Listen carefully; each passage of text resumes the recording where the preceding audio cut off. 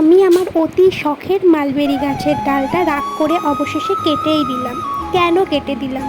আর সেই কেটে দেওয়ার ডাল থেকে আমি মালবেরি গাছের নতুন চারা তৈরি করব। কীভাবেই বা তৈরি করব, সবটাই তোমাদের সাথে শেয়ার করব এই ভিডিওটার মাধ্যমে। এই ভিডিওটা প্রথম থেকে শেষ পর্যন্ত না কেটে দেখতে থাকো।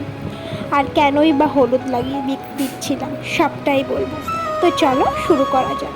আজকের এই দিনটা আমার জন্য খুব একটা ভালো ছিল না, কারণ মালবেরি গাছটা আমার খুবই শখের একটা মালবেরি গাছ। যাই হোক, কেন কেটেছি সবটাই বলবো। প্রথমে ওয়েদারটা দেখো, আজকের ওয়েদারটা একেবারেই ভালো ছিল না, খুবই মেঘাচ্ছন্ন।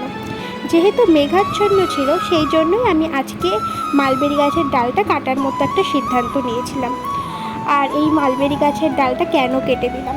আসলে মালবেরি গাছ এমন একটা গাছ না যে গাছের ডাল না কাটলে ভালো ফল হয় না। মানে মালবেরি গাছের ডাল কেটে দেওয়ার পর মালবেরি গাছের যে ছোট ছোট চোখ থাকে, ওই চোখগুলো থেকে আবার নতুন করে কচ বার হয়, আর কচ ভর্তি হয়ে হয়ে প্রত্যেকটা ডালে ডালে মালবেরি হয় আর কি। আমি ডেফিনেটলি এর পরের ভিডিওতে তোমাদেরকে শেয়ার করব এই গাছটা কেটে দেওয়ার পর কতটা মালবেরি হলো, সবটাই বলবো তোমাদেরকে। আর কেটে দেওয়ার পর এই যে দেখছো, কেটে দেওয়া ডালগুলো থেকে আমি এবার নতুন মালবেরি গাছের চারা তৈরি করব। তার জন্য প্রথমে আমি আগে ডালগুলো থেকে পাতাগুলো ছাড়িয়ে নিচ্ছিলাম। পাতাগুলো ছাড়িয়ে নেওয়ার পর ডালটা দুটো অংশে কেটে নিয়েছিলাম।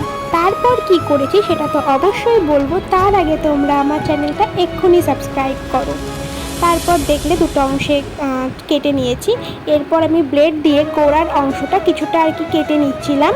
এবার তারপর অ্যালোভেরার জেলের মধ্যে আমি কিছুটা, মানে গোড়ার অংশটা একটু অ্যালোভেরার জেল মাখিয়ে নিয়েছিলাম, কারণ অ্যালোভেরার জেলটা না রুট হরমোন হিসেবে কাজ করে, যার ফলে গোড়াতে অনেক তাড়াতাড়ি মূল বার হতে সাহায্য করে। আমি বেশ অনেকগুলো ডালই বসিয়েছিলাম। তারপর ডালগুলো থেকে কেমন চারা বার হলো আমি সবটা দেখাবো। আর এই যে দেখো, কাটার পর আমার মালবেরি গাছের এই অবস্থা। আর এই যে ডালটা দেখছো না, এটা আমি বেশ কয়েকদিন আগে কেটে দিয়েছিলাম দেখার জন্য যে কেমন আর কি কচ বার হয়।